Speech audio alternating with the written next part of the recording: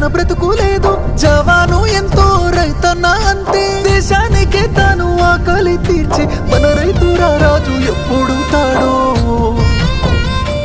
అయినా రైతన్నకి నాడు ఉండదు కంటి నిండా కునుకు, రైతన్నకే పూట దొరకదు కడుపు నిండా మితుకు. అయ్యో రైతన్నకే నాడు ఉండదు కంటి నిండా కునుకు, రైతన్నకే పూట దొరకదు కడుపు నిండా మితుకు.